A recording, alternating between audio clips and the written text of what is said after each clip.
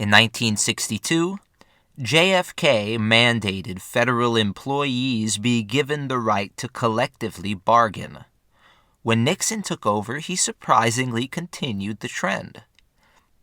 In 1969, Nixon created what Philip Dray calls, quote, a means for binding arbitration in the face of labor stalemates involving postal employees, unquote. It was the final salvo of the New Deal before the retreat was officially sounded. The Civil Service Reform Act of 1978 banned all forms of striking by federal employees. Many federal unions balked. Could a union still have the right to collectively bargain if they had no right to strike? This legal stance became more problematic when one considers who is actually employed by the federal government. In many instances, the government hired through the private sector using contracted workers. This meant that, while one employee may have the right to strike, his colleague in the next cubicle wouldn't. The Professional Air Traffic Controllers Organization, or PATCO, was determined to challenge this ludicrous decree.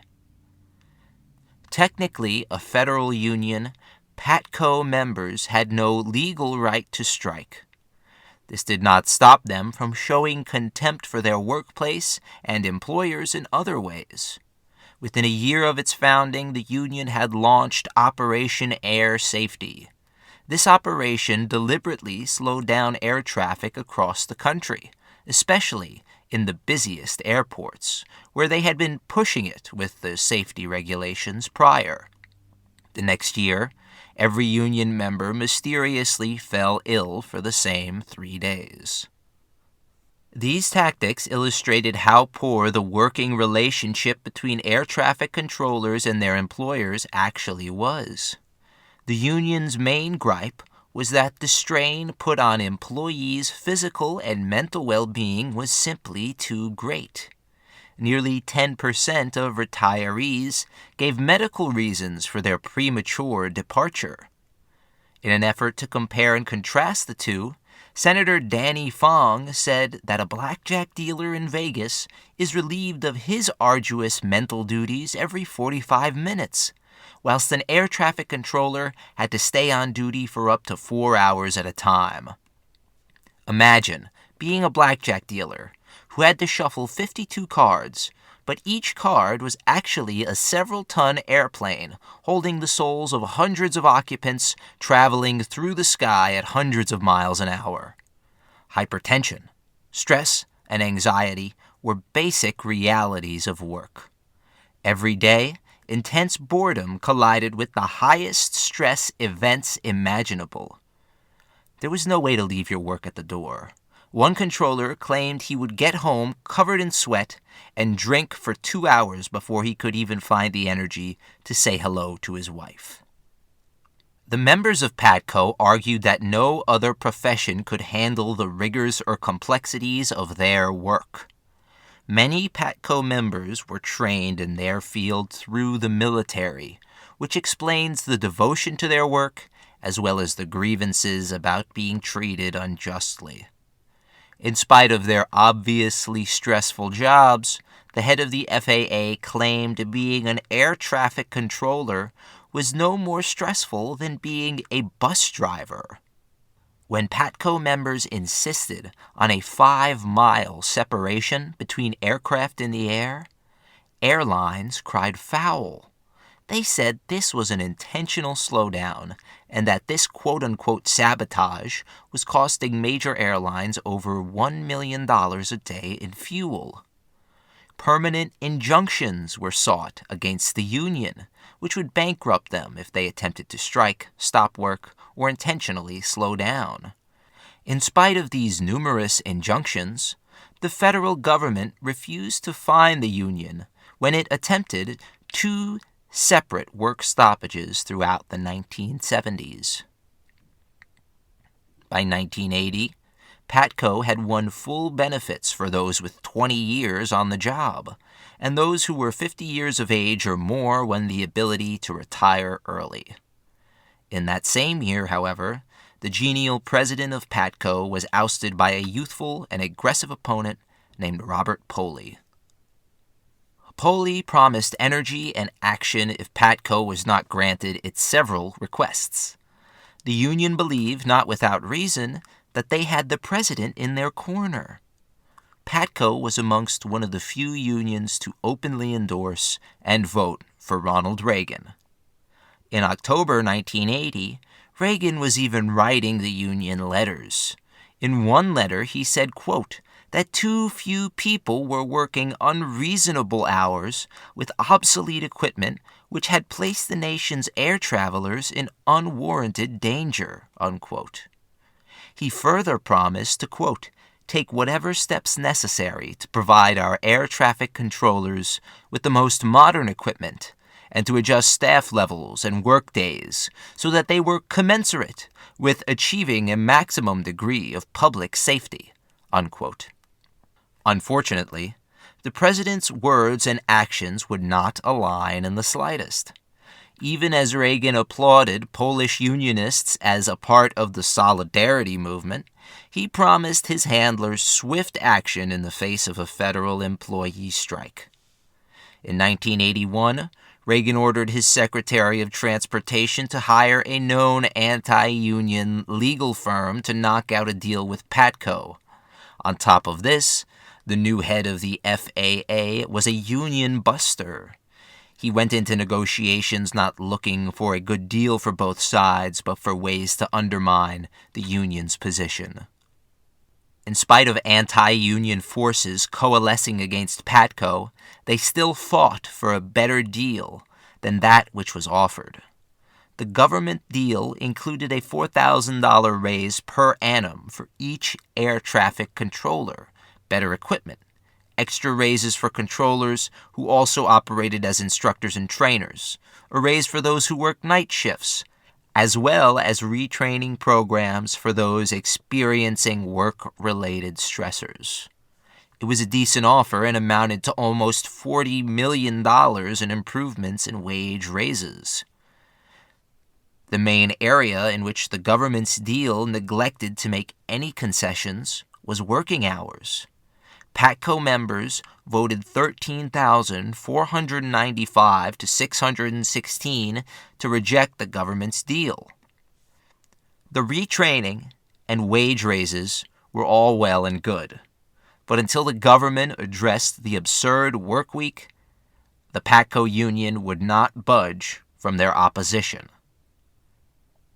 In response to his union's vote, Poley said, quote, the strike was called because of early burnout, because U.S. controllers work more hours than controllers in other free world countries, because wages do not keep up with inflation, and because management attitudes that ridicule our profession and turn deaf ears to our input into aviation safety, unquote. The union prepared for a fight. The government warned there would be no more concessions. The government doubled down on its pledge to not negotiate with PATCO if they decided to strike. The Attorney General, William French Smith, promised that members who struck would be prosecuted, quote, to the fullest extent of the law, unquote. At the same time, members of Congress signed pledges which accused PATCO of holding the government and its air-traveling citizens at the union's mercy. Poley still believed Reagan would step in to support the workers who had supported him. Instead, Reagan, doing his best Calvin Coolidge impression, said, quote, damn it, the law is the law, and the law says they cannot strike. If they strike, they quit their jobs, unquote. Come the morning of August 3rd, Reagan made good on his threat. He demanded PATCO members back to work within 48 hours. Never failing to mention he was head of a union, Reagan said, quote, I led the first strike ever called by that union, but we cannot compare labor management in the private sector with government. Government cannot close down assembly lines, unquote. The head of the FAA, Drew Lewis, agreed wholeheartedly, saying, quote, I don't care whether it's 9,000 or 12,000 or 100,000. Whoever is not at work will be fired, unquote. As this flurry of attacks were mounted, the Justice Department demanded over $4 million from PATCO for violating court injunctions. At the same time, they charged 72 PATCO local leaders with felonies. Instead of standing by the stressed out and overworked controllers, the public and the media stuck by Ronald Reagan. The New York Times accused PATCO of, quote, holding up the nation, unquote. Everyday Americans blamed the union for their strike. Anyone who's been held up at an airport for longer than necessary can understand the negative feelings that come up when that happens. But working people should not be expected to suffer every day for the sake of others' convenience. The controllers' strike was a last-ditch effort to gain recognition as human beings and not mere machines. Instead, the nature of the controllers' work was used against them. Unlike postal workers, the controllers were an obscure small branch of the federal government's presence in daily American life. The postal worker was easily identifiable, and their daily toil was easily witnessed. Meanwhile, the lives of controllers remained hidden behind a pall, which would not be lifted any time soon. The entire country flooded to the president's side. Anti-union sentiment had been unearthed, and reactionaries and conservatives latched on to the fervent movement. The National Association of Manufacturers began openly advocating for a, quote, union-free environment, unquote. This stance has insidiously crept its way into all levels of local, state, and federal government. My hometown, North Babylon, New York, unabashedly touts being a, quote, union-free school district, unquote, which explains the absolute lack of labor history throughout my time as a student in a New York State public school. The truly hypocritical aspect of the president's, the media, and the public's view was that at the same time, for the same reasons, Lech Walesa was leading an unprecedented trade unionist movement in Poland, and America was in full support of it. The Solidarity movement aimed to bring democracy and socialism to the broken Polish state. The Polish union leader, Walesa, understood that the only way to truly guarantee democracy was by first guaranteeing grassroots unions the right to organize and collectively bargain. The shambolic nature of the Soviet Polish state in many respects mirrors aspects of the gig economy currently plaguing America as well as many other nations. Basic necessities and goods were not distributed properly due to the ineptitude of Soviet state quote-unquote socialism. Millions of Polish people had no other choice but to deal and live within a shadow economy. So a, quote, private Poland or a, quote-unquote, gray market emerged in the 1980s as this economic crisis deepened. These black markets, which dealt in basic necessities, could be found across the Soviet sphere of influence. A Soviet satellite leader used vast loans to fund uncompetitive industrial projects. When the time came to pay up, they pushed the costs of interest onto their citizens. In Poland, John Connolly contends, quote, sugar prices went up 100%, meat by 2/3, and cheese and butter by about half, unquote. In the face of the workers' growing anger, authorities responded with bullets, creating martyrs and continuing the death spiral of empire. Back in America, John Dunlop, former Secretary of Labor, was aptly saying that the Reagan administration, quote, has brought in no outside, dispassionate group to look at the problem. That ain't right. The administration has decided to leave no avenue of escape for the union.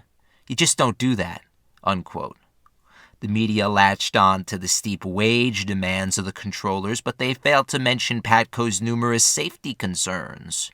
Still, PATCO believed that their strike would paralyze the country's air transport system. They were not prepared for Reagan. In anticipation of a strike, Reagan colluded with the FAA to form a contingency plan. Through a method called flow control, the FAA claimed it would be able to reduce air traffic by 25%. Additionally, they grounded any and all non-essential and non-commercial aircrafts.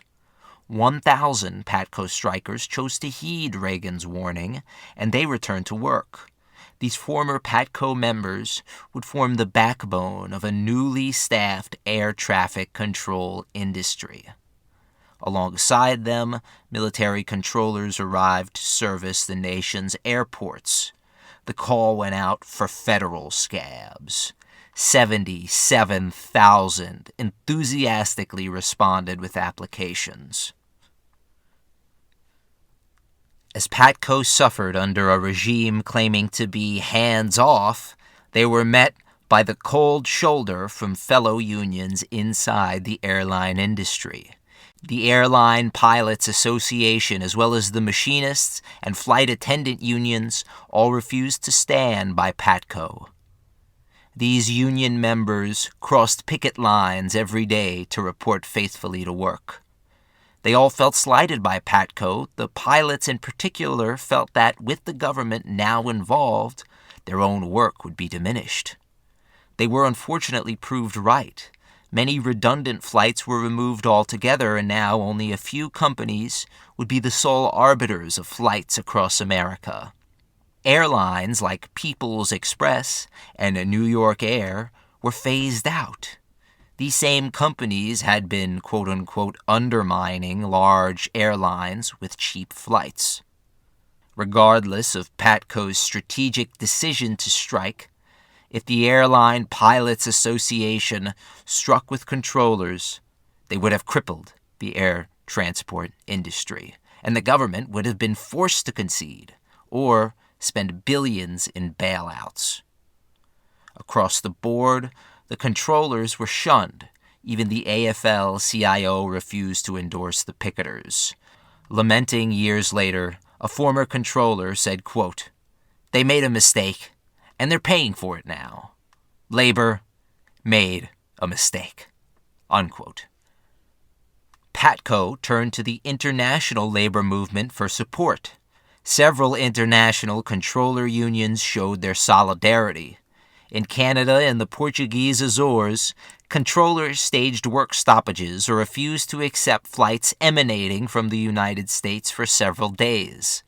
However, when the International Federation of Air Traffic Controllers met in Amsterdam, they voted not to strike in solidarity. Philip Dray says, quote, "Within days, flights were back to a 70% level," unquote. This mass betrayal of PATCO and its workers by President Reagan was followed up with incredulity. Reagan now claimed the controllers, quote, "had about 6,000 more employees than it really needed to operate safely," unquote.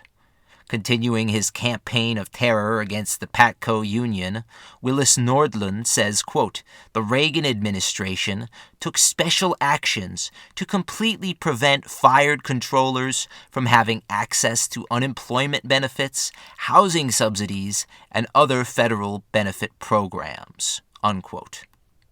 Prior to Reagan, members of PATCO likened air traffic control to a, quote, "working-class dream," unquote.